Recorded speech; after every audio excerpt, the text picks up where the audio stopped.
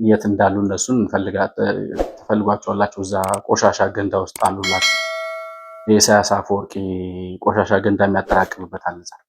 እዛ ውስጥ ታገኟቸዋላችሁ። እና ነአምንና አንዳርጋቸው በአንድ መልኩ ወይንም በሌላ በኢትዮጵያ ፖለቲካ ውስጥ ተሳትፌያለሁ። በወጣትነት ከጋለ ስሜት መጠጥ እስካለ ያዛውንት አሳቢነት ድረስ አለውበት።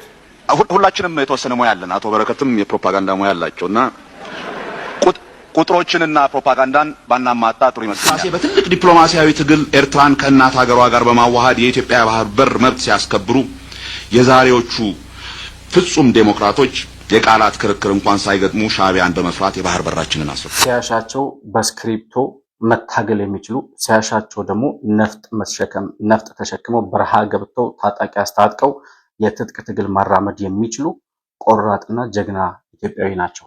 ፕሮፌሰር ብርሃኑ መሳሪያ ታግዞ ስልጣን የያዘ ኃይል ስልጣን ላይ ከወጣ በኋላ ተመልሶ አምባገነናዊ የመሆን እድሉ የሰፋ አይደለም ወይ? ከህወሓት ኢህአዴግ ታሪክ እንደምናየው አርበኞች ግንቦት ሰባት ሊቀመንበር ፕሮፌሰር ብርሃኑ ነጋና የንቅናቄው ዋና ጸሐፊ አቶ አንዳርጋቸው ጽጌን ጨምሮ ከፍተኛ አመራሮቹም ወደ ሀገር ቤት መግባታቸው ለአሁናዊ የአንድነትና የዲሞክራሲ ግንባታ ሂደት ተጨማሪ እድል ፈጥሯል።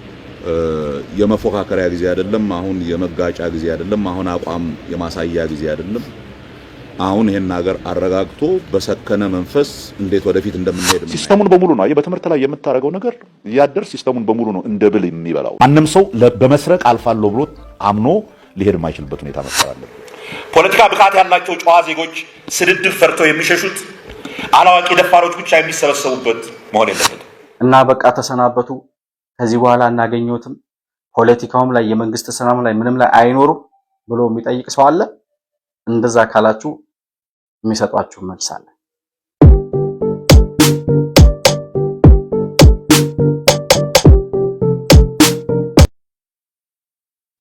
ሰላም ለእናንተ ይሁን። የተከበራችሁ የመሆን መልቲሚዲያ ቤተሰቦች እንደምን አላችሁ? ብሩክ የሾርቅ አሰፋ ነው ከመሆን መልቲሚዲያ። የዛሬውን ዕለታዊ ፕሮግራማችንን ይዘን ቀርበናል። በዛሬ ፕሮግራማችን ከኢትዮጵያ የፖለቲካ መድረክ አንድ ታላቅ ሰው ተሸኝተዋል ወይም የፖለቲካ ጉዟቸውን በትላንትናው ዕለት መሰናበታቸውን አሳውቀዋል። ፕሮፌሰር ብርሃኑ ነጋ።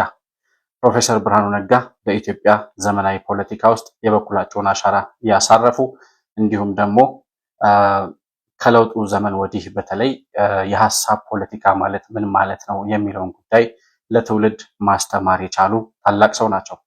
በዛሬው ፕሮግራማችንም የእሳቸውን የፖለቲካ ጉዞ እጅግ በጣም ውቅያኖስን በጭልፋ ወይም በማንኪያ የሚባለውን ያክል በዛ ደረጃ የእሳቸውን የፖለቲካ ጉዞ በጣም በትንሹ ለመዳሰስ ሙከራ እናደርጋለን።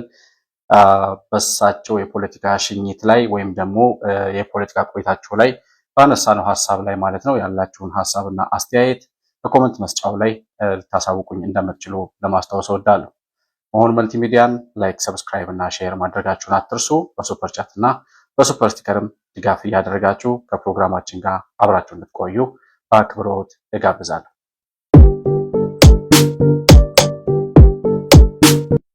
እንግዲህ ፕሮፌሰር ብርሃኑ ነጋ በኢትዮጵያ ፖለቲካ ውስጥ እጅግ በጣም ግዙፍ የሆነና ግዙፍ የሆነ ታሪክ ያላቸው የመጡበት አሻራ የመጡበት መንገድ የሚታይና የሚታወቅ እንዲሁም ደግሞ የበኩላቸውን አስተዋጽኦ ለሀገራቸው ዘመናዊ ፖለቲካ ማበርከት የቻሉ ታላቅ ሰው ናቸው። ፕሮፌሰር ብርሃኑ ነጋ በጣም ብዙ ሰው ወይም የኢትዮጵያ ሕዝብ እኛን ጨምሮ በጣም የምናውቃቸው እና በኢትዮጵያ ሕዝብ ልብ ውስጥ የገቡት በቅንጅት ሰሞን በምርጫ 97 ሰሞን ማለት ነው።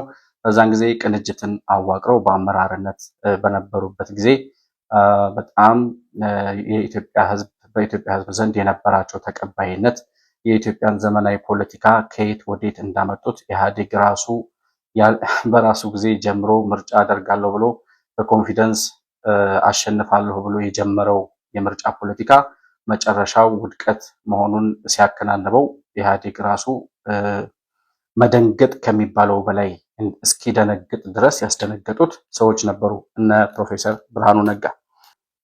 ከቅንጅቱ በፊትም ፕሮፌሰር ብርሃኑ ነጋ እንግዲህ እሳቸው እንደተናገሩት ከ16 ዓመቴ ጀምሮ የኢትዮጵያ ፖለቲካ ውስጥ ስሳተፍ ኖሬያለሁ ብለዋል። በጣም ለረጅም ጊዜ በኢትዮጵያ ፖለቲካ ውስጥ በሚችሉት በአንድም በሌላም መንገድ እየገቡ ሲሳተፉ እንደነበርና በተለይም ደግሞ በ60ዎቹ አብዮት ዘመን በኢሃፓ ፖለቲካ ውስጥ እሳቸውም አንዱ የኢሃፓ አካል እንደነበሩ ከዚህ በፊት የሰማናቸው ታሪኮች ያስረዳሉ። ከዛ በኋላ እንግዲህ የኢሃፓ ፖለቲካ ሲበላሽ እሳቸውም ወደ ውጭ ሀገር ሂደው እዛ ኑሯቸውን ካደረጉ በኋላ በ97 ዓመተ ምህረት የኢትዮጵያ ፖለቲካ ወደ ዘመናዊ ወይም ወደ ምርጫ ፖለቲካ መግባቱን ተከትሎ አክቹአሊ ከዛ በፊት ወደ ኢትዮጵያ መጥተው ነበር። ከ97 በፊት የውጭ ሀገር ጉዟቸውን የውጭ ሀገር ኑሯቸውን ትተው ኢትዮጵያ መጥተው ይሰሩ ነበረ እና በዛን ጊዜ የቅንጅት ፖለቲካ ሲጀመር ወደ ቅንጅት ፖለቲካ ውስጥ ገብተው በኢትዮጵያ ለመጀመሪያ ጊዜ ሊባል በሚችል ደረጃ ዘመናዊ የምርጫ ሂደት ህዝቡ በራሱ ፍላጎት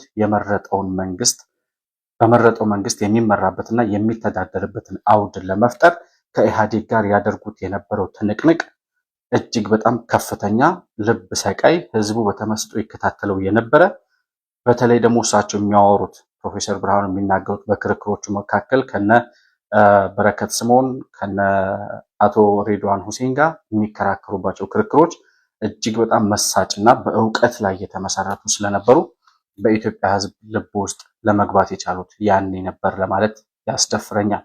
ምክንያቱም ከዛ በፊት በተጨባጭ በሆነ የፖለቲካ ትግል ውስጥ በተለይ አዲሱ ትውልድ የኛ ትውልድ በዛ ደረጃ ስለማያውቀው ማለት ነው ከዛ በፊት የነበረውን የእሳቸውን የፖለቲካ ትግል እስከምናስታውሰው ድረስ ግን የቅንጅት 97 ዓመተ ምህረት የነበረው የምርጫ ክርክርና እሳቸው የሚያነሷቸው የነበሩ ነጥቦች ምን ያክል ሩቅ አላሚ ሰው እንደሆኑ፣ ምን ያክል ሀገራቸውን የሚወዱ ሰው እንደሆኑ፣ ለሀገራቸው በሚችሉት አቅም ለዚህ ድሃ ህዝብ ለዚህ ድሃ ገበሬ የሚችሉትን አስተዋጽኦ ማበርከት የሚፈልጉ ምሁር መሆናቸውን ያስመሰከሩበት ዘመን ነበር የምርጫ 97 ሰሞን። ከነዛ ክርክሮች መካከል አንድ ሁለቱን ለመመልከት ያክል በኢኮኖሚ ጉዳይ እንግዲህ ፕሮፌሰር ብርሃኑ በአፍሪካ በዓለም ደረጃ እጅግ በጣም ስመጥር ከሆኑ ምርጥ ኢኮኖሚስቶች መካከል አንዱ ናቸው። በተለያዩ ዓለም አቀፍ ዩኒቨርሲቲዎች ውስጥ ማስተማር የቻሉ በሪሰርች እና በተለያዩ ጥናታዊ ፕሮግራሞች ላይ መሳተፍ የቻሉ በጣም ስመጥርና ጉምቱ ምሁርና ፖለቲከኛ ናቸው። እንግዲህ በቅንጅት ወቅት በኢኮኖሚ ዘርፍ ላይ በተደረገ ክርክር ከበረከት ስምኦን ጋር አቶ በረከት ስምኦን ጋር ይቅርታ ያደረጉት የክርክር መድረክ ነበረ። እዛ ላይ ለበረከት ስምኦን ሌክቸር ሲሰጡት እንዴት እንደነበር ላሰማችሁና ተመልሼ እመጣለሁ። 14 ዓመታት አሃዞች ተወስደው የሚሰጡን ስዕል ዶክተር ብርሃኑ ካቀረበው በጣም የተለየ ስዕል ስለሆነ በረከት ላይ ማተኮሪ ይሻላል መሰለኝ። ሁላችንም የተወሰነ ሙያ አለን። አቶ በረከትም የፕሮፓጋንዳ ሙያ አላቸውና ቁጥሮችንና ፕሮፓጋንዳን ባናማታ ጥሩ ይመስለኛል። 56 በመቶ ወደ 44 በመቶ ከየት እንዳመጡት አቶ በረከት ሜቢ እርሶ ባዘጋጁት የቴሌቪዥን ፕሮግራም ላይ እዩት እንዳሉን እዛ ላይ እናየው እንደሆነ ነው እንጂ እንደዛ አይነት ቁጥር የለም። ቁጥሩ የሰጠሁት ቁጥር የኢትዮጵያ መንግስት ድህነትን ለመቀነስ ባወጣው ስትራቴጂ ዶክመንት ላይ የወጣ ቁጥር 3.6 ሚሊዮን ተጨማሪ ድሃ የተፈጠረው በኢህአዴግ ዘመን ከ1995-84 በአበሻ እስከ 1992 በአበሻ በሁለቱም ቁጥሮች ይሄንን ሄደው ይመልከቱትና ፕሮፓጋንዳውን ከሚሰሩለት ሰዎች ጋር አንድ የሆነ ነገር ያድርጉት። ዋናው ግን ሪሊ ተነሳው ጥያቄ ላይ ማተኮር የፈለኩት የገጠር ልማትን መሰረት ያደረገ ስትራቴጂያችንን ትቃወማላችሁ ወይ? ድሃውን ትንሹን ገበሬ መሰረት ያደረገ ስትራቴጂን ትቃወማላችሁ ወይ? ይሄንስ ተቃውማችሁ መፍትሄ የምታመጡት በመሬት ጉዳይ ላይ ብቻ ነው ወይ ነው? አቶ አዲሱ 20 ደቂቃ ሲያወሩ ያወሩት ጠቅላላ በመርህ ደረጃ አትሊስት ሰጥቶ መከለል እንኳን አልጨመሩበትም። በመርህ ደረጃ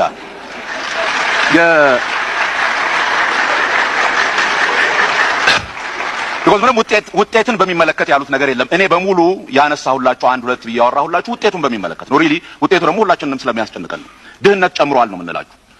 3.6 ሚሊዮን ድሃ ጨምሯል ማለት በመርህ ደረጃ ነው ወይ ድህነትን የተቀበላችሁት ነው ወይ ነው የምንላችሁ።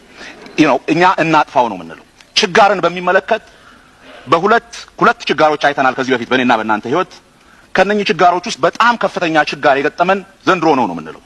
13 እስከ 14 ሚሊዮን የሚሆን ህዝብ የተራበብን አሁን ነው። የዚህ ጥናት ውጤት ምንድነው መሰላችሁ የሚለው አቶ በረከትና አቶ አዲሱ፣ የዚህ ጥያቄ ጥናት ውጤት የሚለው ገበሬው መሬትን በሚመለከት ማንም ሳይነግረው አንዴ መብቱ ከተሰጠው በኋላ ምን እንደሚፈልግ ራሱ መወሰን ይችላል። እናንተ ለምን ተወስኑላላችሁ ነው የመሬት ፖሊሲው ችግር። ለምንድን ነው እንዳላችሁት ገበሬው የኛም ጥናት እንዳሳየው የተወሰነው ገበሬ መሬት ለመንግስት እንዲሆን የሚፈልግ ከሆነና ወይም እንዲሸጠው የማይፈልግ ከሆነ ከሰጣችሁት በኋላ እኮ አልሸጥም ነው የሚለው አይደለም? ለምንድን ነው እናንተ መንገር ያለባችሁ መሬትን እንደሸጥ? አልፈልግም ካለ አልሸጠውም ካለ አይሸጠውም፣ እሸጠዋለሁ ካለ ይሸጠዋል። በኢትዮጵያ ታሪክ በችጋር ጊዜ መሬት ይሸጣል የሚል አርጊመንት አመጡ እንደሆነ የተጠና አንድ ጥናት ቢኖር በ1972 73 በፈረንጅ በአበሻ በ1965 የተጠና ጥናት በድርቁ ጊዜ ያኔ መሬት መሸጥ ይችላል። በድርቁ ጊዜ ስንት ፐርሰንቱ ገበሬ መሬቱን ሸጠ ሄደ ቢባል በጣም ትንሽ ነው።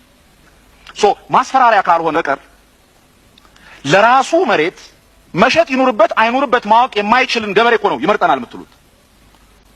መንግስት መምረጥ የሚችል ገበሬ መሬቱን ምን ማድረግ እንደሚፈልግ ያውቃል ብለን ነው እኛ የምንነሳው። ባይሸጠው የሱ መብት ነው፣ ቢሸጠው የሱ መብት ነው። ለምንድን ነው እናንተ ቀማዩ ነው ሐሳሉ ላይ የኢትዮጵያን ወሰን ቀይ ባህር መሆኑን ሲያረጋግጡ አጼ ዮሐንስ አንገታቸውን ሲቀሉለት ለአጼ ምኒልክ በ1891 ዓመተ ምህረት የኢትዮጵያ ግዛት ከአምቦንሳ አንስቶ የሳንበር ጨምሮ የጥንቱ ዜጋቸው የመሐመድ ሐንፌ ግዛት ሁሉ ይዞ የባህር ዳር እየሄደ አረፋሊ መድረሱን ለዓለም ሲያስታውቁ ልጅ ኢያሱ ፈረሴ ከቀይ ባህር ውሃ ሳይጠጣ ዘውድ አልደፋም ስላሴ በትልቅ ዲፕሎማሲያዊ ትግል ኤርትራን ከእናት ሀገሯ ጋር በማዋሃድ የኢትዮጵያ ባህር በር መብት ሲያስከብሩ የዛሬዎቹ ፍጹም ዴሞክራቶች የቃላት ክርክር እንኳን ሳይገጥሙ ሻዕቢያን በመፍራት የባህር በራችንን አስረከቡ። ይሄው የቀድሞ የሀገሪቱን መሪዎች እንቅልፍ የነሳቸው ጉዳይ ኢህአዴግ በቀላሉ ልባት ሊሰጠው የሚያስችለው አጋጣሚ ቢፈጠርም ወኔው ከርቶትና ከምንም በላይ የሚሰስትለትን ስልጣኑን ለማቆየት በሚል ስሌት ብቻ ችግሩ ወደ ልጆቻችን እየተንከዋለለ እንዲወርድ መረጥ። በረከት ስምኦን አቶ በረከት እንግዲህ ያው በጣም ደረቅ ፖለቲከኛ ነው። አክቹአሊ በጣም ጎበዝ ነው። በፖለቲካ ደረጃ ፖለቲካ የሚገባው ሰው ነው አቶ በረከት። የሚያወጥ የተንኮል ፖለቲካ ነው የነሱ ፖለቲካ እንጂ ለህዝብና ለሀገር ቢጠቀሙበት ኖሮ አቶ በረከትም ጥሩ ጭንቅላት ካላቸው ፖለቲከኞች ውስጥ የሚመደብ ሰው ነው። ነገር ግን አሻጥር፣ ሌብነት፣ ምናምን ዘረኝነት ያለበት ፖለቲካ ስለሆነ የህወሓትና የእነ አቶ በረከት አቶ በረከትም ከሻዕቢያ ጋር ትንሽ ስለሚጠጋጋ እንደዛ አይነት ችግር ስላለባቸው ነው እንጂ የፖለቲካ ንቃተ ህሊና ብዙም ችግር የለበትም። እና በዚህ ደረጃ ነበረ ፕሮፌሰር ብርሃኑ ለእነ አቶ በረከት ስምኦን ሌክቸር የሚሰጧቸው ማለት ነው። እና በዛን ሰዓት ለሀገራቸው ይሄ ሰውዬ ምንም ሳይጎድላቸው ምንም ሳይፈልጉ አሁን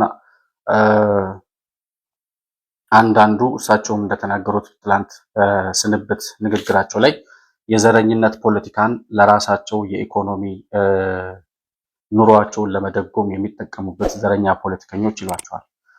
እንደነዚህ አይነት ሰዎች ፖለቲካ ውስጥ ሲገቡ እንደነ ልደቱ አይነት ሰዎች ተለጥፈው ሪዞርት ለመግዛት ሊሆን ይችላል። እንደና አየለ ጫሚሶ አይነት በብሔርተኝነት ስም ተሰልፈው ገብተው ከዛ በኋላ የፌዴራሊስት ኃይሎች በሚል ህወሓት ሲሰበስባቸው 2.5 ሚሊዮን ለፕሮሞሽን ስጡን ያሉ ሰዎች ናቸው። እነዛ ፖለቲከኞች ጋር እኩል እነ ፕሮፌሰር ብርሃኑ ፖለቲከኛ ሲባሉ በጣም ያናደኛል።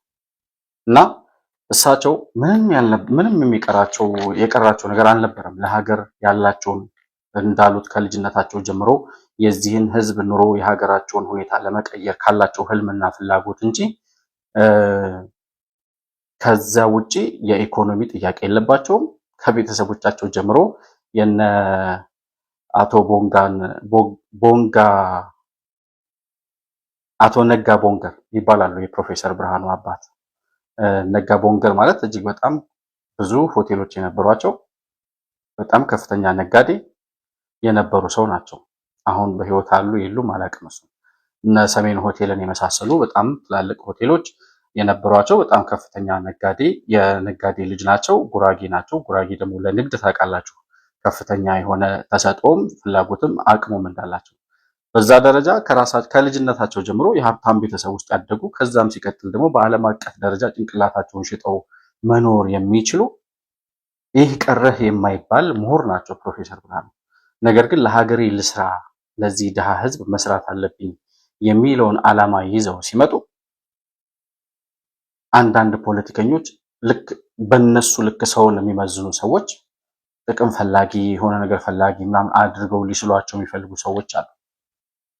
ያው ሁሉም ሰው በራሱ ሚዛን ነው ሌላውን ሰው የሚመዝነው እና ምንም ሳይቀራቸው ምንም ሳይጎላቸው ግን ለዚህ ድሃ ህዝብ የዚህን ድሃ ገበሬ ኑሮ አሻሽላለሁ ብለው በቅንጅት 97 ዓመተ ምህረት የኢትዮጵያ ህዝብ አይቶት የማያውቀውን ዘመናዊ የምርጫ ሂደት በሐሳብ ፖለቲካ የሚመራውን መሪ የሚመርጥበትን አውድ ለመፍጠር የተጋደሉት ተጋድሎ ለዘላለም ትውልድ ሲያነሳው ይኖራል እና ይሄ ሁሉ ክርክር ከተደረገ በኋላ 97 ዓመተ ምህረት የኢትዮጵያ ህዝብ ተስፋ ያደረገበትን ያንን የምርጫ ሂደት መለስ ዜናዊ በክላሽ አደናቀፈውና እነ ፕሮፌሰር ብርሃኑ ለህዝቡ ያሳዩት ጭላንጭል ብርሃን ጠፍቶ እነ ልደቱ አያሌው ከኢህአዴግ ጋር በተመሳጠሩበት አሻጥር እነ ፕሮፌሰር ብርሃኑ እነ ፕሮፌሰር መስፍን እነ ኢንጂነር ኃይሉ ሻውል እነ ሲሳይ አጊና ምናምን ተሰብስበው ወደ ቃሊቲ ሲላኩ ልደቱ አያሌውና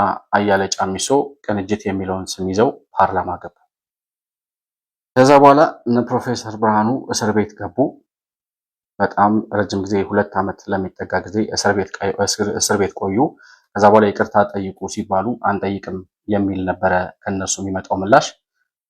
ሚሊኒየም ሊከበር ሲል 98 ነው የታሰሩት እነሱ። የሚሊኒየም ሊከበር ሲል በይቅርታ እስረኞች መፈታት አለባቸው የሚል እንቅስቃሴ እና ኃይሌ ገብረስላሴ እንዲሁም ደግሞ አንድ ፕሮፌሰር ኤፍሬም ይስሐቅ የሚባሉ ሰው ነበሩ። እሳቸውም ያው ወያኔ ወይ ሻዕቢያ ናቸው ባክግራውንዳቸው። ወያኔ ያስተማረን በዘር መቁጠር ነው፣ ምንም ማድረግ አንችልም እና የኢህአዴግ ሰው ናቸው።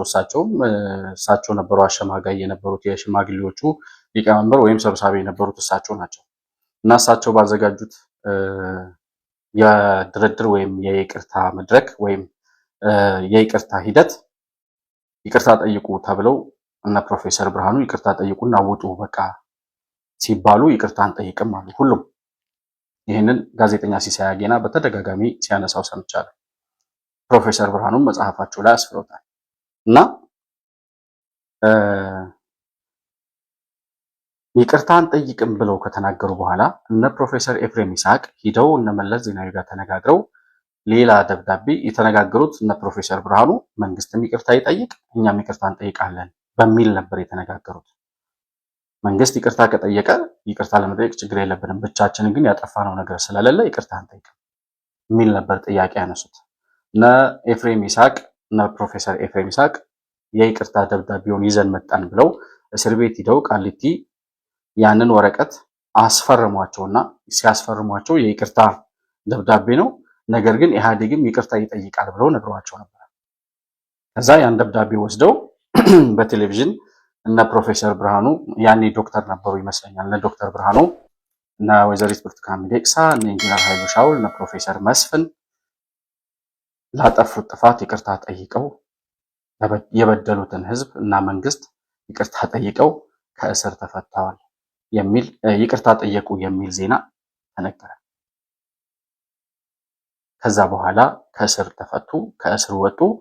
ከእስር ከወጡ በኋላ ተመልሰው ወደ ውጭ ወደ ስደት ሀገር በስደት ለመኖር እንደገና ከሀገር የወጡበት ሁኔታ ነው የተፈጠረው እና የኢህአዴግ መንግስት ምን ያክል ግፈኛ እንደነበረ የምታውቁት እነዛን የቅንጅት አመራሮች አስሮ 2 ዓመት ማሰቃየቱ ሳያንስ ፕሮፌሰር መስፍን ገና ወደ እስር ቤት የሄዱ ቀን ቃሊቲ ማረሚያ ቤት ሲገቡ ወደ እስር ቤቱ እያስገቧቸው እያለ አንድ የወያኔ የእስረኞች ጠባቂ እዛ ማረሚያ ቤት የሚሰራ የወያኔ ወታደር ፕሮፌሰር መስፍን በጥፊ መቷቸዋል የሚባል ወሬ ሰምቻለሁ። በወሬ ደረጃ እርግጠኛ የሆነ ነገር አይደለም፣ ግን አያደርጉም ልል አልችልም። አንዳንዴ የሆነ ደናቁርት የሞሉበት ሀገር ሲሆን ለምሁርነት፣ ለእውቀት፣ ለእድሜ እነ ፕሮፌሰር መስፍን ማለት እነማን እንደሆኑ የማያውቁ ደናቁርት በኢትዮጵያ ዙፋን ላይ መጥተው ሲቀመጡ ባለ ጊዜ ነን የሚሉ ሰዎች ዙፋን ላይ ሲወጡ እንደነ ፕሮፌሰር መስፍን እንደነ ዶክተር ብርሃኑ እንደነ ኢንጂነር ኃይሉ አይነት እንደነ ጋዜጠኛ ሲሳይ አጊና እና እንደነ ወይዘሪት ብርቱካን ሚደቅሳ አይነት ሰዎች በወያኔ ወታደሮች ይዘለፉ ነበረ እና ያለፉት ጊዜ እነ ፕሮፌሰር ብርሃኑ ቀላል አልነበረም። ያውም ደግሞ አሁን የጠራሁላቸው ሰዎች የዘረዘርኩላችሁ ሰዎች ቅንጅት ውስጥ የነበሩ ሰዎች በሙሉ ማለት ትችላላችሁ ኤክሴፕት ልደቱ አያሌው እሱ ተለጣፊ ነው። ሌሎቹ ግን ምንም ያልጎደላቸው ራሳቸው የሚተማመኑ ጭንቅላታቸውን አከራይተው መኖር የሚችሉ ለሀገርና ለሕዝብ ሲሉ ዋጋ የከፈሉ ሰዎች ናቸው። ሽራፊ ቤስቲን ሳንቲም ከሀገር ካዝና ላይ የሚሰርቁ ሰዎች አይደሉም። ሞልቶ የተረፈው ሰው ነው ብርሃኑ ነጋ ማለት እና ከዛ በኋላ ከእስር ከተፈቱ በኋላ ፕሮፌሰር ብርሃኑ በቀጥታ የሄዱት ወደ ውጭ ሀገር ነው። ወደ ውጭ ሀገር ሄደው አርበኞች ግንቦት ሰባት የሚባል የትግል ንቅናቄ ወይም ደግሞ የትጥቅ ትግል የሚያራምድ ድርጅት መሰረቱ እና አርበኞች ነበር የሚባለው ይመስለኛል። አርበኞች 97 እንደዛ ነበር ይመስለኛል። አርበኞች ግንቦት ሰባት ግንቦት ሰባት ነበር የሚባለው የነ ፕሮፌሰር ብርሃኑ የግንቦት ሰባት የትግል ንቅናቄ ነበር የሚባለው። ከዛ በኋላ አስመራ ወይም ኤርትራ በረሃ ላይ የነበሩ አርበኞች የሚባል ሌሎች የትጥቅ ትግል የሚያራምዱ ሰዎች ነበሩ። ከነሱ ጋር ተዋሃዱና አርበኞች ግንቦት ሰባት ተባሉ ማለት ነው። ሂደቱ ይሄን ይመስላል። ከዚያ በኋላ የዚህ አርበኞች ግንቦት ሰባት አመራሮች ማነው አንዳርጋቸው ጽጌ፣ ፕሮፌሰር ብርሃኑ እና ነአምን ዘለቀ የምትሏቸው አሁን የት እንዳሉ እነሱን ትፈልጓቸዋላችሁ። እዛ ቆሻሻ ገንዳ ውስጥ አሉላችሁ። የኢሳያስ አፈወርቂ ቆሻሻ ገንዳ የሚያጠራቅምበት አለ እዛ ውስጥ ታገኟቸዋላችሁ እና ነአምን እና አንዳርጋቸው እና እነሱ ነበሩ አመራሮች የነበሩት የአርበኞች ግንቦት ሰባት። በአርበኞች ግንቦት ሰባት ትግል ወቅት እጅግ በጣም ከፍተኛ መስዋዕትነት የሚጠይቅ ወታደር አደራጅቶ ትጥቅ አስታጥቆ ወያኔን በትጥቅ ትግል ለመታገል እነ አቶ አንዳርጋቸው ጽጌ እኮ የዛሬን አያርገውና ጀግኖቻችን ነበሩ። ቲሸርታቸውን ለብሰን የምናደንቃቸው፣ የምንከተላቸው፣ የምናሞግሳቸው ሰዎች ነበሩ። የእውነትም ደግሞ በዛን ጊዜ ዋጋ ከፍለዋል። ዋጋ የከፈሉት ግን የአንድን የሆነ ቡድን የበላይነት ለማምጣት እንደሆነ አላወቅንም ነበር እንጂ ያኔ ዋጋ መክፈላቸው ላይ ምንም ጥያቄ የለውም። እና በዛ ትግል ሂደት ውስጥ መሀል ላይ ማን ይጠለፋል? አቶ አንዳርጋቸው ጽጌ የድርጅቱ ዋና ጸሐፊ ምናምን ነበር የነበሩት ይመስለኛል። እሳቸው የመን ላይ በወያኔ ደህንነቶች ተያያዙ ማለት ነው። ከዚያ እሳቸው አቶ አንዳርጋቸው ጽጌ በወያኔ ደህንነቶች ተይዘው ወደ ኢትዮጵያ ሲመጡ ከየመን ነው የያዟቸው። እንዴት እንደተያዙ ራሱ እዚህ ሀገር የፊልም ባለሙያ ተውሽ፣ አሁን አርቲስቶች ጋር እንዳታጣሉኝ። ለማንኛውም ፊልም መሆን የሚችል ታሪክ ነው የአቶ አንዳርጋቸው ታሪክ ራሱ። መጽሐፋቸው ላይ የታፋኙ ማስታወሻ የሚል መጽሐፍ አላቸው፣ እዛ ላይ ታገኙታላችሁ። እና የመን አውሮፕላኑ ለተወሰነ ሰዓት ነው ያረፈው የመን። እዛ ሲያርፍ ነው ድንገት የጠለፏቸው። የየመን ደህንነቶች ጋር ተነጋግረው ነበረ። ከዛ አቶ አንዳርጋቸው ጽጌ በወያኔ መያዛቸው ሲታወቅ ፕሮፌሰር ብርሃኑ አውሮፓ የነበራቸውን አሜሪካ ነበር የነበሩት። አሜሪካ የነበራቸውን ሕይወት እርግፍ አድርገው ትተው በቀጥታ ወደ ኤርትራ በረሃዎች ነበር ያመሩት። ኤርትራ በረሃ ሂደው ወታደሩ ጋር አብረው እየኖሩ ወታደሩን በተለያዩ ስልጠናዎች እያሰለጠኑ በእውቀት እየገነቡ በኢትዮጵያዊነት ስነልቦና የተገነባ ለውጥ ሊያመጣ የሚችል ሰራዊት እየገነቡ እዛው በረሃ ድረስ ወርደው ድንኳን ውስጥ እያደሩ ይኖሩ ነበር።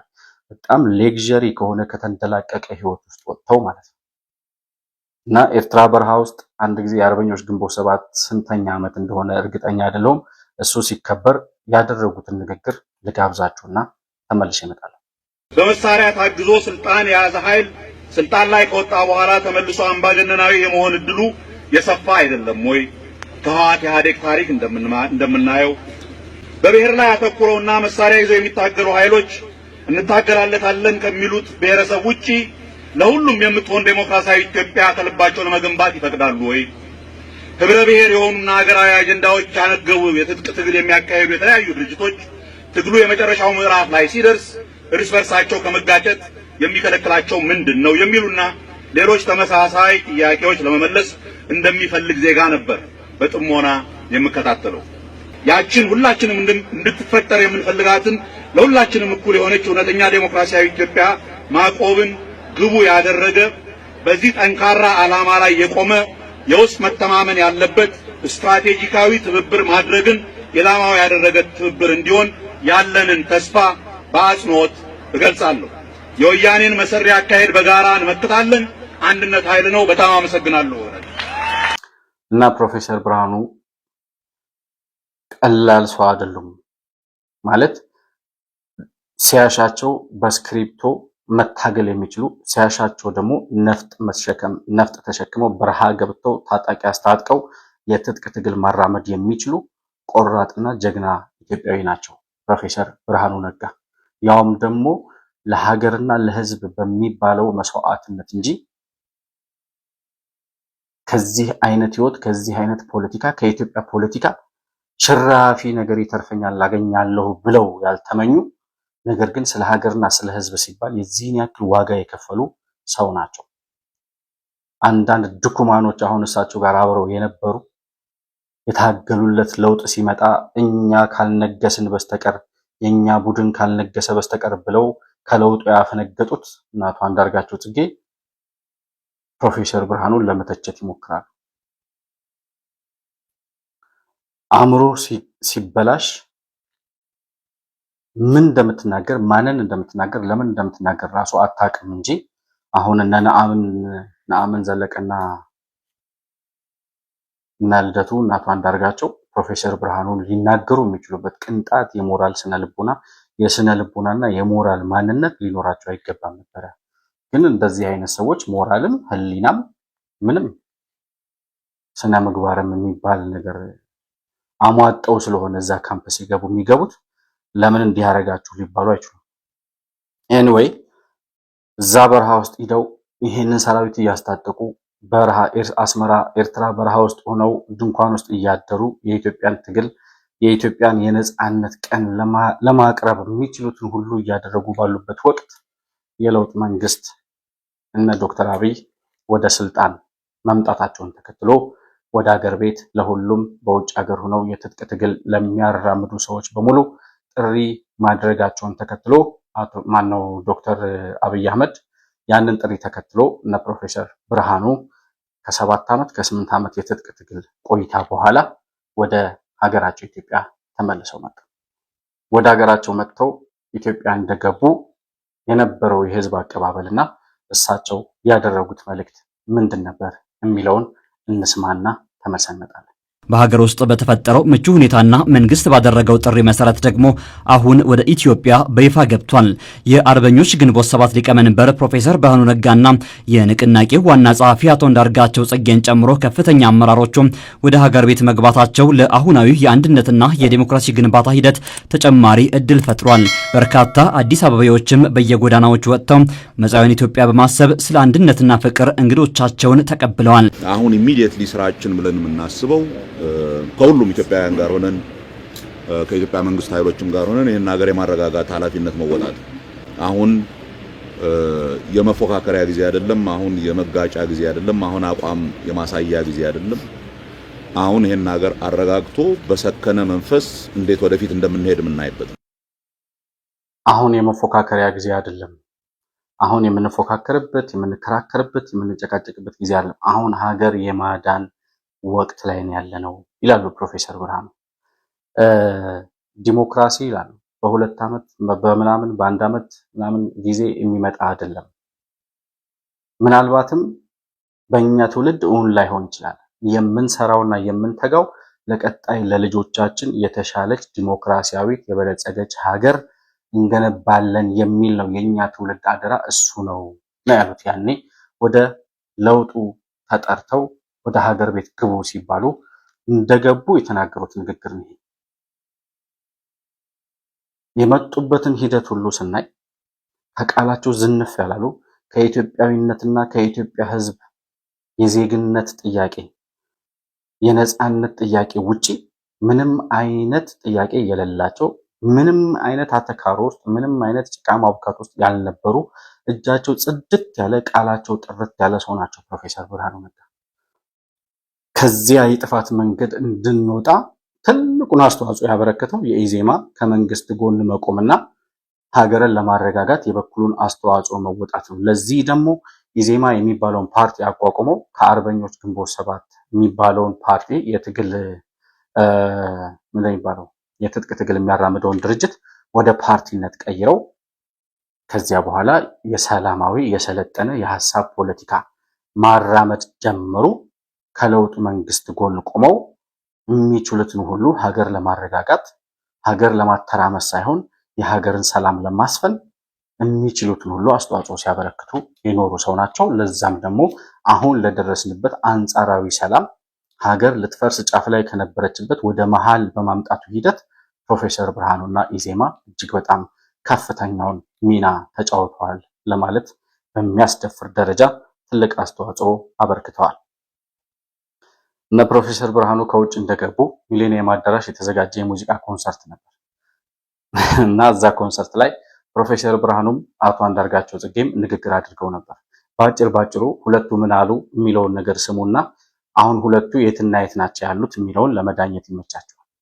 ለሁሉም የሀገራችን ሕዝብ እኩል በሆነ ኢትዮጵያዊ ዜግነት ላይ የተመሰረተ ፖለቲካ እንዲያብብ የሚያደርገውን እንቅስቃሴ በገንዘብም በሞራልም ለማገዝ ነው የተሰባሰበው። ኢትዮጵያዊነት ለመላው ነጭ ላልሆነ ሕዝብ በሙሉ ያስወጣውን አስተዋጽኦ የአፍሪካ ኩራት በመሆኑ በተለይ ደግሞ ከኢትዮጵያዊነት ውጪ ምንም ሌላ መሄጃ የሌለን ብቸኛ መሰባሰቢያ ብቸኛው መመኪያችን የሆነው ሀገራዊ አመለካከትና አስተሳሰብ ስለሆነ ነው። አመሰግናለሁ።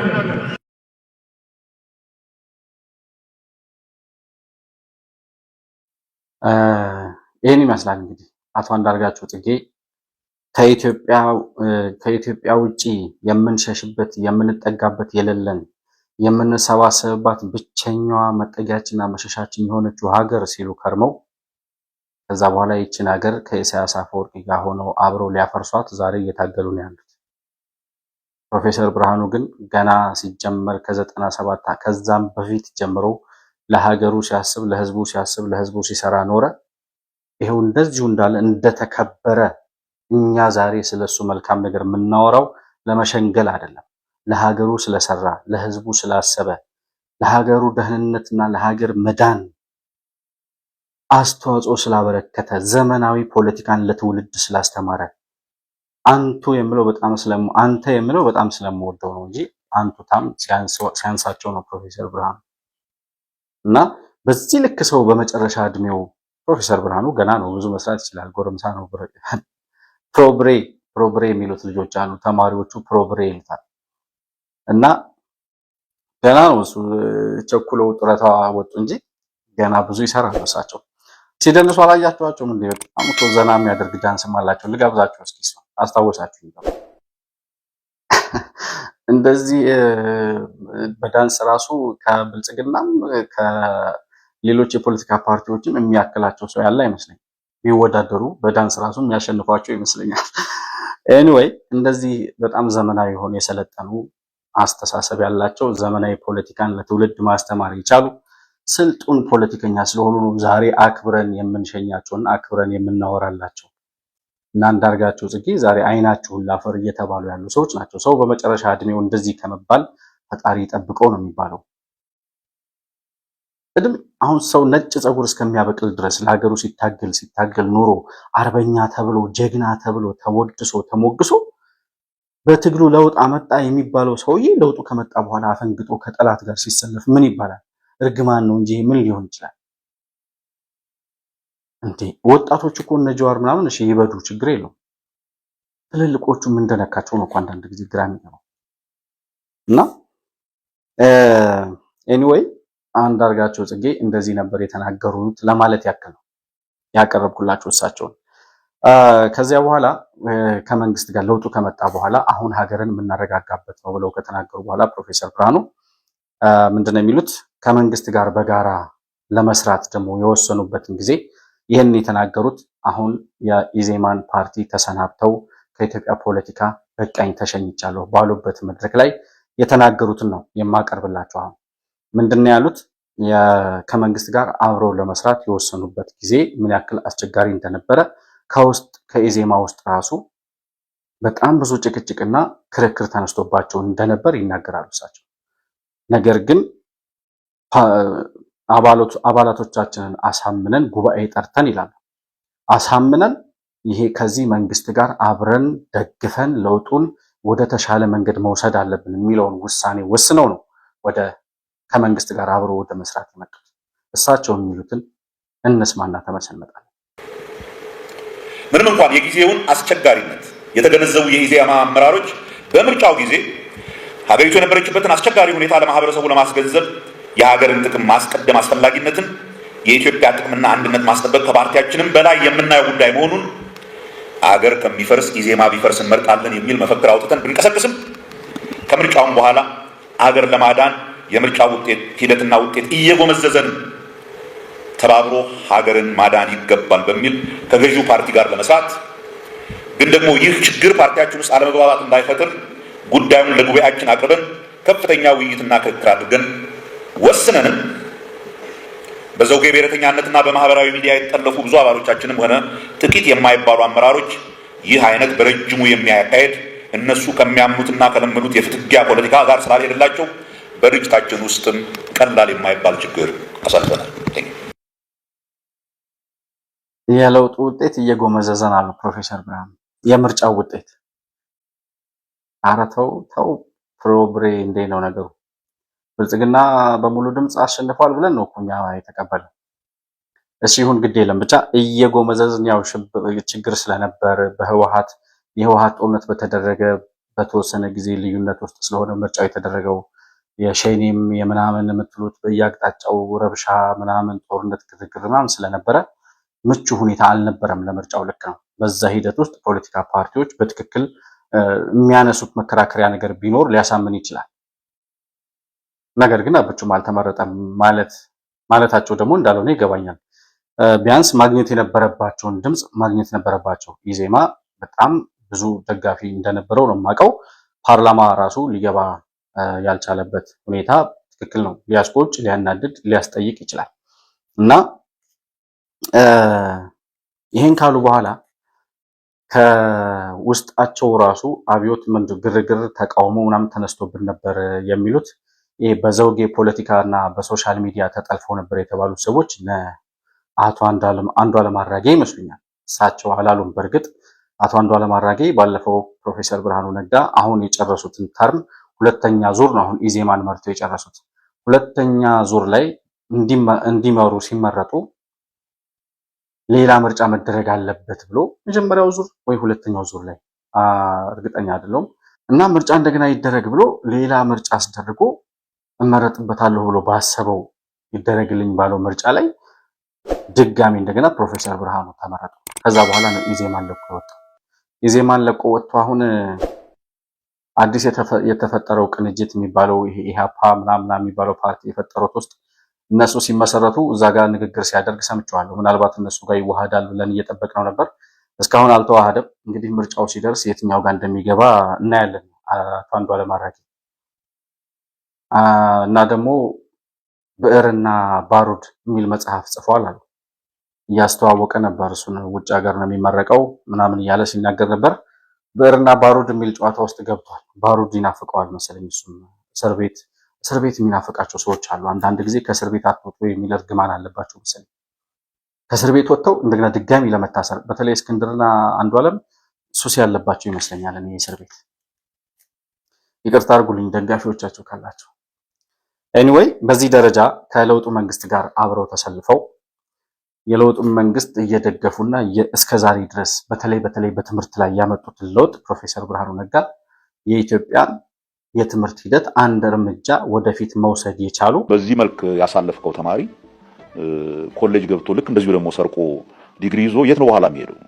በኋላ እኮ የሚሄደው የክልል ፋይናንስ ቢሮ የክልል ፍርድ ቤት ሄዶ ምን እንዲያደርግ ነው የምጠብቀው? እንዲሰራ ፍትህ እንዲሰጥ ሄዶ ከህዝቡ ግቦ መብላት ማጭበርበር ነው ስራው የሚሆነው። እና ሲስተሙን በሙሉ ነው በትምህርት ላይ የምታደርገው ነገር እያደር ሲስተሙን በሙሉ ነው እንደ ብል የሚበላው። ማንም ሰው በመስረቅ አልፋለሁ ብሎ አምኖ ሊሄድ የማይችልበት ሁኔታ መፍጠር አለብን። በሰሩባቸው አጭር ጊዜያቶች ውስጥ በጣም ተጨባጭ የሆነ ለውጥ ማምጣት የቻሉ ወጣቶች፣ ተማሪዎች፣ ልጆች ወደ ጥናት እንዲያተኩሩና ኩረጃ የሚባል ነገር ከትውልዱ አእምሮ ውስጥ እንዲፋቅ እጅግ በጣም በአጭር ጊዜ ውጤታማ የሆነ አመርቂ የሆነ ስራ መስራት የቻሉ ብቃት ያላቸው ያነበቡ እና የሚጠየቁትን ጥያቄ መመለስ የሚችሉ ብቁ ተማሪዎችን ለማፍራት ከፍተኛ የሆነ ስራ በመስራት ለውጥ ማምጣት የቻሉ ሰው ናቸው ፕሮፌሰር ብርሃኑ ነጋ። ይህን ካሉ በኋላ ፕሮፌሰር ብርሃኑ አሁን በቀጣይ በተከታታይ የማቀርብላችሁ በመሰናበቻቸው ላይ ያደረጓቸውን ለዚህ ትውልድ አደራ ያሉትን በቀጣይ ፖለቲካችን እንዲህ መሆን አለበት ያሏቸውን የኢትዮጵያን እዚህ ንግግር ላይ ባይዘወይ ፕሮፌሰር ብርሃኑ ነጋ የስንብት ንግግር አደረጉ አይደለም የሚባለው የሚመኟትን ሲያስቧት የኖሯትን እንድትሆን የሚፈልጓትንና ወደፊት ትውልዱ ሀገሩን እንዴት መገንባት እንዳለበት የወደፊቷ ኢትዮጵያ ምን መምሰል እንዳለበት ለትውልዱ የሚመኟትን ኢትዮጵያን አስረከቡ ነው የሚባለው። በዚህ ንግግር 50 ደቂቃ የወሰደ ንግግር ነው ያደረጉት። በጣም የሚገርም እጅግ በጣም ከፍተኛ የሆነ ትርጉም ሊሰጠው የሚችል ሊተነተን የሚገባ እና በጣም ጥልቅ የሆነ ንግግር ነው ያደረጉት። በዓለም ላይ እየመጣ ያለውን የወርልድ ፖለቲካል ኦርደር የዓለምን ኦርደር የሚያስተውን አሁን ይሄ መልቲፖላር ወርልድ ዩኒፖላር ወርልድ የሚሉት በአንድ የበላይ የሆኑ ሀገሮች በአንድ ምንድነው በተወሰኑ ሀያላን ሀገራት ብቻ የሚመራ ሀገር ዓለም የለም ከዚህ በኋላ። ያ የፖለቲካ ለውጥ ደግሞ ኢትዮጵያ ላይ ይዞት የሚመጣው ዕዳ አለ። ያንን ለመሻገር ከፈለግን ብለው ያስቀመጧቸው ፖይንቶች አሉ እና በመጀመሪያ የሚሉት ምንድነው የዘር የፖለቲካ የሃይማኖት ልዩነቶቻችን ይላሉ።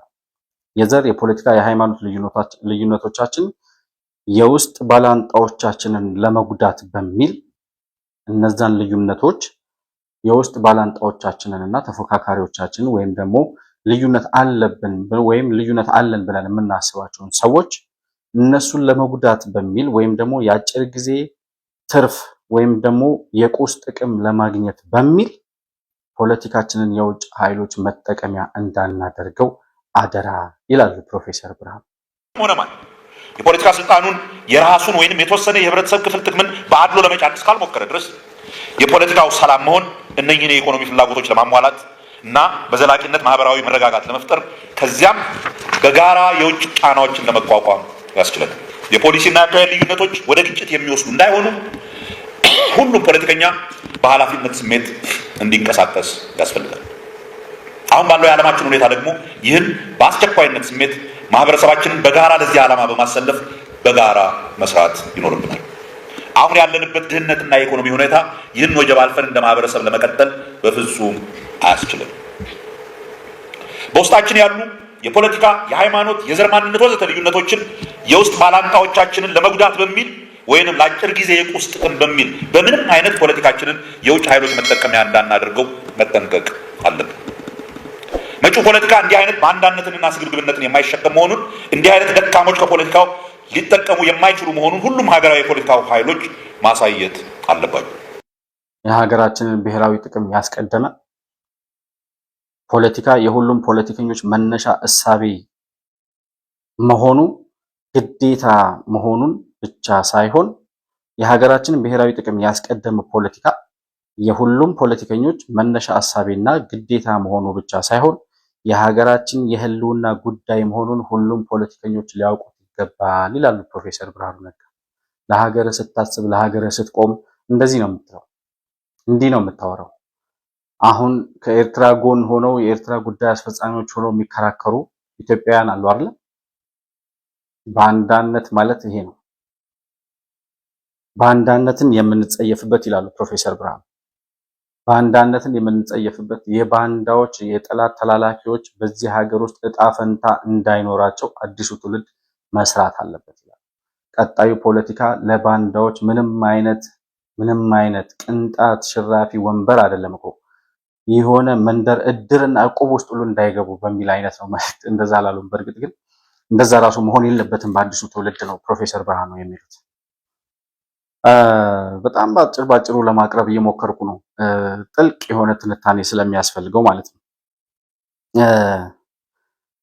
የማንደራደርባቸው ጉዳዮች ደግሞ አሉ ይላሉ። ምንም ልዩነት ቢኖር የፈለገ አይነት የፖለቲካ ልዩነት፣ የብሔር ልዩነት፣ የቋንቋ ምናምን አይነት ነገር ቢኖር የማንደራደርባቸው የማይነኩ ጉዳዮች አሉ ይላሉ። ከዛ ውስጥ በሀገርና በህዝብ አንድነትና ክብር ላይ፣ በሰላም ላይ፣ በደህንነት ተቋሞቻችን ላይ እሳቸው የሚሉትን ልጋብዛችሁ። በእናታችሁ ስሟቸው፣ እሳቸውን በእሳቸው ያምራል።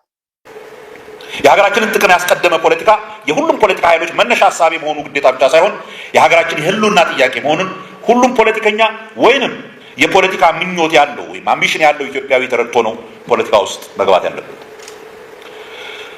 ይህ ግን በውጭ ግንኙነታችን ብቻ ሳይሆን የሀገር ውስጥ ጉዳይም ሆነው የዕለት ተዕለት ፖለቲካችን ጢብ መጫወቻ መሆን የሌለባቸውን ጉዳዮች ለይተን እነኚህን ጉዳዮች የጊዜያዊ የፖለቲካ መሸናነፊያ እንዳይሆኑ የሚጠነቀቅ ፖለቲካ ነው የወደፊቱ ፖለቲካችን መሆን ያለበት። በሀገርና በህዝቡ አንድነትና ክብር ላይ፣ በሰላም ላይ፣ በደህንነት ተቋሞቻችን ላይ፣ በልጆቻችን ትምህርት ላይ፣ የማህበረሰባችን የሞራል መሰረት በሚያናጉ ጉዳዮች ላይ ወዘተ ልዩነት እንኳን ቢኖረን ለጊዜያዊ ፖለቲካ ሳይሆን እነኚህን ጉዳዮች በማይጎዱና በሚያጠናክሩ መልክ ነው የወደፊቱ ፖለቲካችን ሊያያቸው የሚገባው።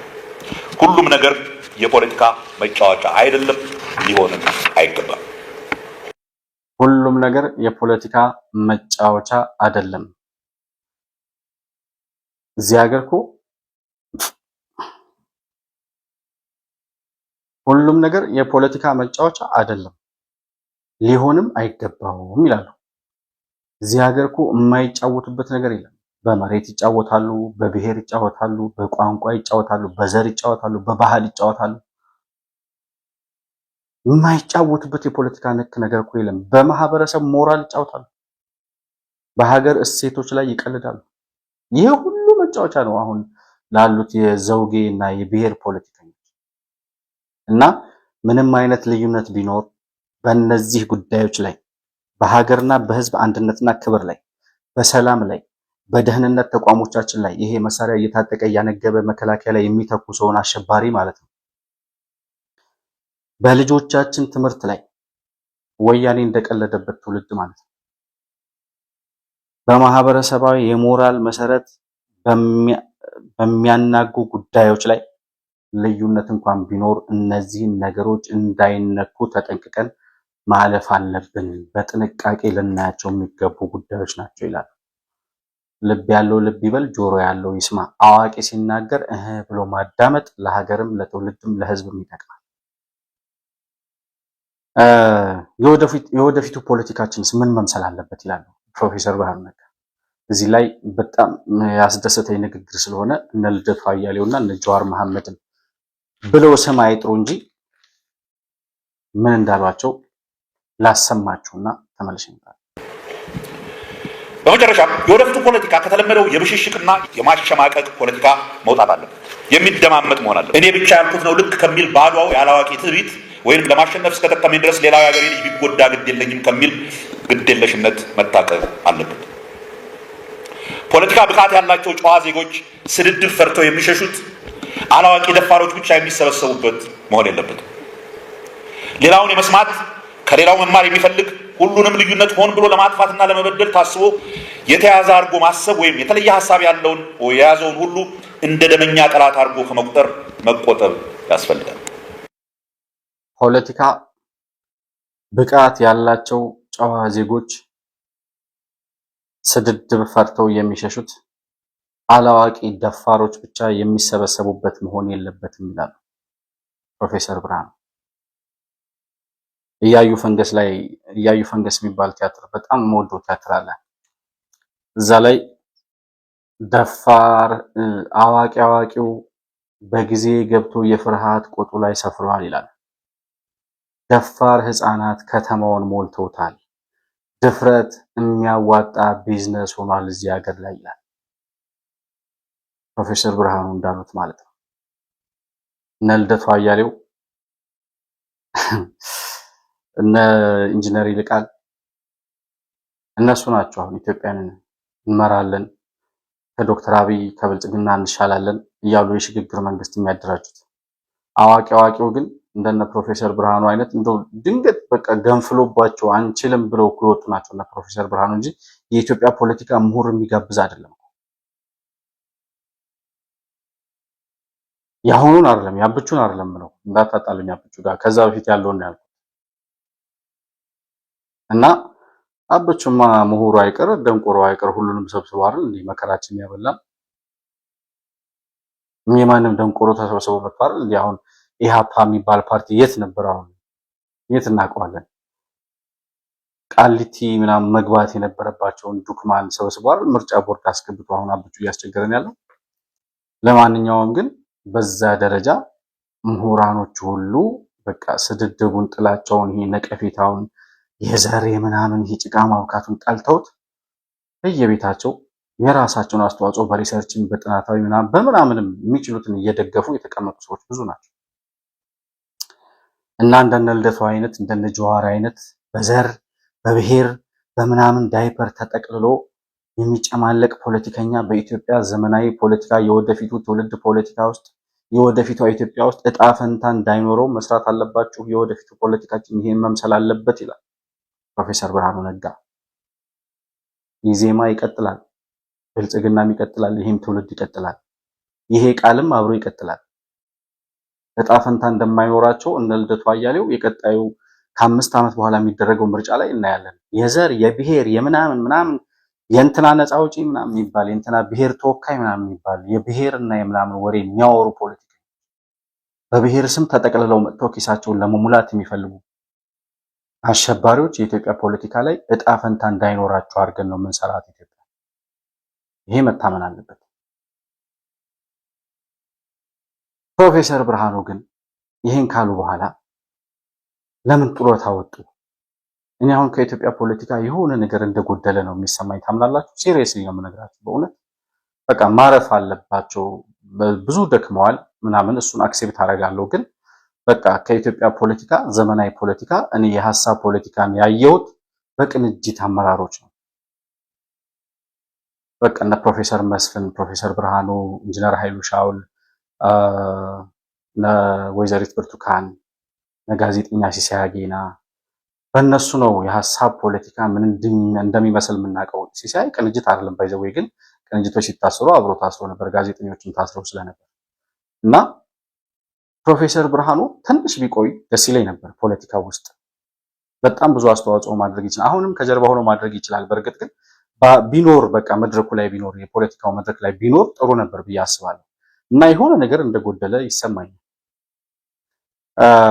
እና ለምን ግን ጡረታ ወጡ ለሚለው ጥያቄ መልስ ሰጥተው ነበር።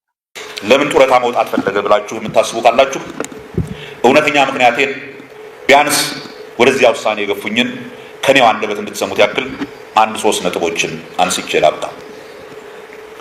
የመጀመሪያው ግላዊ ወይም እንደ ግለሰብ እድሜ እየገፋ ሲሄድ ራስን ከማዳመጥና ከራስ ጋር በመነጋገር የሚሰሙ ስሜቶች ናቸው። ይህንን ለረጅም ጊዜ ፖለቲካ ውስጥ መቆየት ያመጣው ዝለትና ከዕለት ተዕለት ሰዓት ወጥቶ በጥሞና ማሰብና ማረፍን የሚፈልግ የእድሜ ግፊት እንበለው። አንዳንድ ጊዜ ሳስበው ለእኔ የሚገርመኛል።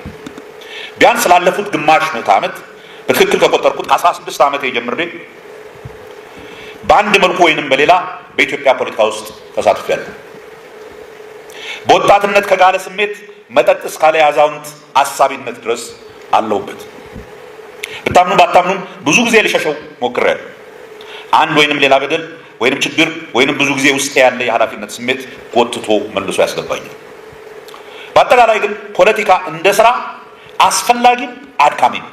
ስለዚህ ጉልበቱና ክህሎቱ ላላቸው ቦታውን መልቀቅ፣ ጊዜው የሚጠይቀው አዲስ አመለካከት ላላቸው በሰላም አስረክቦ መሄድ ለራስም ለድርጅቱም ለሀገርም ይጠቅማል። ሁለተኛው ምክንያት ደግሞ በአጠቃላይ በሰው ልጅ የመጣው ከምክንያታዊነት ከማሰብና ከእውነት ጋር የተጣላ የንትርክና የሙግት ባህል አድካሚ እየሆነ መሄዱ በማህበራዊ ሚዲያ ዘመን ምክንያታዊነት በጠፋበት የሰው የማንበብ ትዕግስት በተሟጠጠበት እውነትና ሐሰት መለየት ባልተቻለበትና ለእውነት ወገንተኛነት እጅግ በቀነሰበት ፖለቲካ ብቻ ሳይሆን በአጠቃላይ ምንም አይነት ውይይት ውጤታማ ሊሆን አይችልም።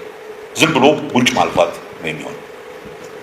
በዚህ አይነት ጊዜ ምክንያታዊ ሰዎች በፖለቲካው ብቻ ሳይሆን በአጠቃላይ ከህዝብ መድረክ ወይም ፐብሊክ ኢንጌጅመንት ትንሽ መራቅን ቢመርጡ የሚገርም አይደለም። ይህም በአጠቃላይ በዓለም ደረጃ በብዙ ምሁራን ዘንድ እየታየ ያለ የተስፋ ማጣትና ራስን ከጭቅጭቁ ሜዳ አርቆ ከዕለት ተዕለት የስሜት ግልቢያ ታቅቦ ቀስ ብሎ ሁኔታውን ለማጥናትና ለማወቅ ያለ ስሜት እያደገ እንደመጣ ጥናቶች ያመለክታሉ። እውነት ለመናገር እኔንም የዚያ አይነት ቫይረስ የያዘኝ ይመስለኛል። የሰው ልጅ ራሱን ለማጥፋት የሚሄድበት መንገድ ያስገርመኛል፣ ይበልጥ እንዳውቀው ውስጤን ይጎተጉተኛል። ስለዚህም ትንሽ ነጠል ብሎ ለማንበብና ለማሰብ ቀልቤ ይሻል። በዚህ ባለችኝ ቀሪ ጊዜ በስፋት ልመለከታቸውና ልጽፍባቸው የምፈልጋቸው ጉዳዮች አሉ። ለእነኛ ስራዎች ትንሽ ጊዜን መስጠት እፈልጋለሁ። ቢያንስ ለመጪው ትውልድ ይህ ዓለም እየሄደበት ካለበት የቀውስ አካሄድ አንጻር ለራሱም ሆነ ለሀገሩ ቀጣይነት ለመስራት እንዲችል ምን ማድረግ እንዳለበት የሚጠቁም የታሰበበት የሽማግሌ ምክር ማበርከት እፈልጋለሁ። ከምክንያታዊነት ከማሰብና ከእውነት ጋር የተጣላ የሙግትና የንትርክ ባህል አንደኛ ከእድሜ ጋር አብሮ የሚመጣ የመዛልና የመድከም ስሜት አለ። ከ16 ዓመት ጀምሮ ፖለቲካ ውስጥ ነበርኩ አሉ። በጣም ረጅም ጊዜ ባይዘዌ ቅንጅት 97 ዓመተ ምህረት 98 ነው እነ ፕሮፌሰር ብርሃኑ የታሰሩት። ቅንጅት ገና የምርጫው ውጤት ተጭበርብሯል ተብሎ ኢህአዴግ አሸንፊያለሁ ብሎ መግለጫ ሲሰጥ የአዲስ አበባ ዩኒቨርሲቲ ተማሪዎች ተቃውሞ ወጥተው ነበር። በዛን ሰዓት የዩኒቨርሲቲ ተማሪዎች ሲደበደቡ ደሴ ከተማ ሆጤ ትምህርት ቤት ተማሪ ነበርኩ ያኔ እና 17 ዓመቴ ነበር ያኔ። የአዲስ አበባ ዩኒቨርሲቲ ተማሪዎች ለምን ተመቱ፣ ለምን ተደበደቡ ብለን የአመጽ እና የተቃውሞ ወረቀት በእጃችን በወረቀት በጽሁፍ ጽፈን ወረቀት ስበትን እጄ ላይ ተይዞ ታስሬ ነበር። እኔም አንድ 10 ቀን ምናምን ታሽቻለሁ። 97 ዓመተ ምህረት እና አቶ ፕሮፌሰር ብርሃኑ በ16 ዓመታቸው የጀመሩት እኛም በ17 ዓመታችን የጀመርነው ለማለት ያክል። ጀዋር ብቻ የሚበልጠን በ12 ዓመቱ ስለጀመረ አይ ጃዊ ቀዊ ጃዊቱ በ12 ዓመቴ ነው የጀመርኩት አለቻለሁ። እና ብዙ አንራራቅም ለማለት ነው። ጀዋር ግን በ12 ዓመቱ ምን አይነት ፖለቲካ እንደጀመረ የሚጠይቅልኝ ሰው ቢኖር ደስ ይለኝ ነበር። ምንድነው በ12 ዓመት ፖለቲካ ነው? እግዚአብሔር ይወቅ።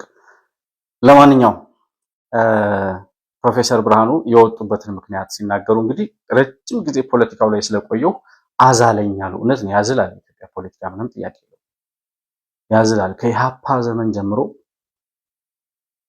ደርግ፣ ኢህአዴግ ራሱ ያዝል የለን እንደ ኢህአዴግ የሚያዝላል። ስንቱን ፖለቲከኛ አዝሎ አይደል እንዴ? አዝሎም ነው እኮ ያባረረው ወያኔ። እነ ልደቱን አዝሎ ይዟቸው ሄደ። እነ ፕሮፌሰር ብርሃኑን ደግሞ አዛላቸው። ስንቶቹ እየዛሉ ከመድረክ ወጥተዋል። እና አንዱ ምክንያት ይሄ ነው። ሁለተኛው ምክንያታቸው ከምክንያታዊነት ከማሰብና ከእውነት ጋር የተጣላ የሙግትና የንትርክ ባህል አድካሚ መሆኑ ይላል። በጣም አሰልችና አስጠሊታ ነው እሱ ደግሞ ይላሉ። እና የሰው ልጅ ራሱን ለማጥፋት የሚሄድበት ርቀት ይገርመኛል ይላሉ ፕሮፌሰር ብርሃኑ። ራሱን ለማጥፋት የሚሄድበት ማለት አሁን ሀገራቸውን ለማፍረስ እየሄዱ ያሉት፣ ሀገራቸውን ለማፍረስ እየቋመጡ ያሉት ራሱን ለማጥፋት ማለት አንድ ሰው ሱሳይድ ለማድረግ አይደለም። እሱም ይገርማል። እሺ፣ ግን ፕሮፌሰር ብርሃኑ ማለት የፈለጉት የሰው ልጅ እንዴት ሀገሩን ለማጥፋት የዚህን ያህል ይደክማል? ሶስተኛው ምክንያታቸው ደግሞ ልጽፋቸውና ላነባቸው መፈልጋቸው ምክንያቶች ነገሮች አሉ። በእነዚህ ምክንያቶች ማረፍ ፈልጊያለሁ፣ የምችለውን ለሀገር ያበርክቻለሁ፣ ከዚህ በኋላ ደግሞ ማረፍ አለብኝ አሉ ፕሮፌሰር ብርሃኑ። እና በቃ ተሰናበቱ፣ ከዚህ በኋላ እናገኘውትም፣ ፖለቲካውም ላይ የመንግስት ስራም ላይ ምንም ላይ አይኖሩም ብሎ የሚጠይቅ ሰው አለ? እንደዛ ካላችሁ የሚሰጧችሁ መልስ አለ። ውድ ዜማውያን፣ ውድ የሀገሬ ልጆች፣ ይህ ማለት ግን ከፖለቲካ ወይንም ከሀገር ጉዳይ ሙሉ ለሙሉ እርቃለሁ ማለት አይደለም። እንደ ዜጋ ለሀገር የሚጠቅም ነገር ለመስራት አቅም እስከፈቀደ ድረስ በድርጅት ውስጥ አካዳሚውን በመደገፍ ወይንም ወጣት አመራሮችን በማሰልጠን ወይንም ፈጣሪ አይበለውና ወጣቶች ከአዛውንቶች ሀሳብ እንፈልጋለን ካሉ በሀገር ጉዳይ ለመመካከር ሁሌም ፈቃደኛ ነኝ። ከድርጅቱ ውጭም ቢሆን በማስተማር ወይንም በመንግስት ስራም ቢሆን ከፖለቲካው ወጣ ባሉ ሙያዊ ስራዎች ማገዝ አቅም እስካለኝ ድረስ የምቀጥል ይመስለኛል። ለእናንተ ለኢዜማ ጉባኤተኞችና አባላት እንድታውቁትና ከልባችሁ እንድታምኑት የምፈልገው ግን አንድ ነገር አለ።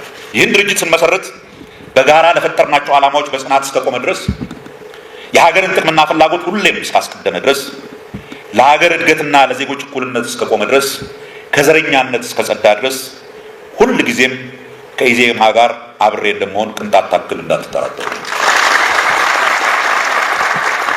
በመጨረሻም መላው የኢዜማ አባላት በድጋሚ ድርጅቱን እንድመራ ለመረጣችሁኝና ይህንን ከፍተኛ ኃላፊነት ለሰጣችሁኝ በአስቸጋሪና ፈታኝ በሆነ የፖለቲካ ምህዳር ውስጥ ሆነን ከተለያዩ የፖለቲካ ኃይሎች በሚወረወሩ አልባሌ አሉባልታዎች ሳትደናገጡ አንዳንዴም ከቅርብ ወዳጆችና ጓደኞቻችሁ ጭምር የሚመጡ ግፊቶችን ተቋቁማችሁ ከጎናችን ለቆማችሁት ለሰጣችሁኝ አክብሮትና ጓዳዊ ፍቅር እጅግ እጅግ ከልቤ ላመሰግናችሁ እወዳለሁ።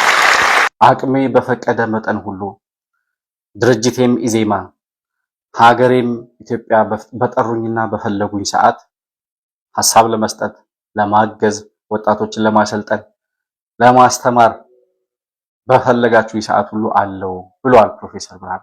ይህን ስለሰማን እኛም ደስ ብሎናል።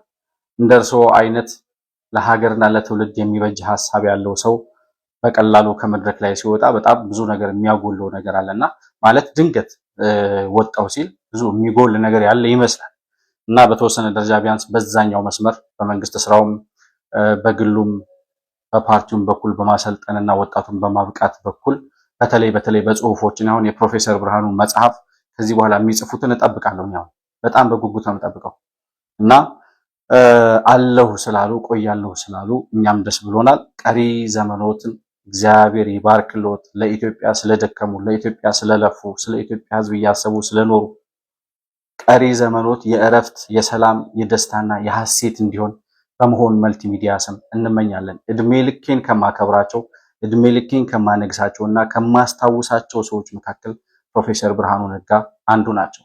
ለትውልድ ዘመናዊ የሐሳብ ፖለቲካ ምን እንደሆነ ማስተማር የቻሉ፣ የብዕር ፖለቲካ በብዕር መታገል ምን እንደሚመስል ማሳየት የቻሉ፣ እንዲያም ሲል ደግሞ እምቢ ለነጻነቴ ብለው በረሃ ገብተው መታገልን ያሳዩ ቁርጠኛ የሀገር እና የህዝብ ልጅ ናቸው። ምንም ሳይጎድላቸው ምንም ሳያጡ ለህዝብና ለሀገር ሲሉ እንደሌላው ተለጣፊ ሆኖ ሆዳቸውን ለመሙላት አይደለም። አሁን ፕሮፌሰር ብርሃኑ ከብልጽግና ጋር አብረው ሲሰሩ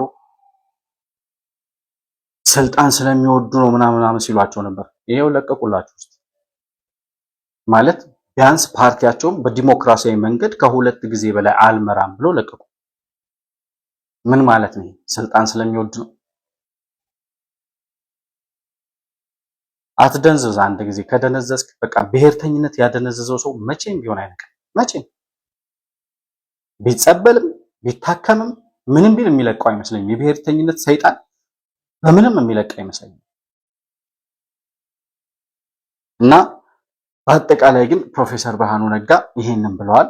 እኛም ላደረጉት ለሰሩት እስከዛሬ ድረስ ላበረከቱት አስተዋጽኦ ሁሉ እጅግ በጣም እያመሰገን ቀሪ ዘመኖት ይባረክ እያል እንደምንወዶት እንደምናከብሮት እድሜ ልክ እንደምናስታውሶት በድጋሚ ለማስታወስ እወዳለሁ።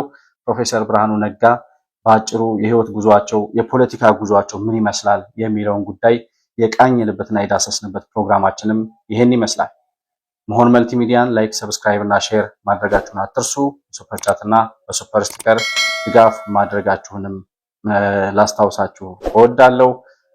በሌላ ፕሮግራም በአዲስ መረጃ እስከምንገናኝ ድረስ ሰላም በያላችሁበት ለእናንተ ይሁን።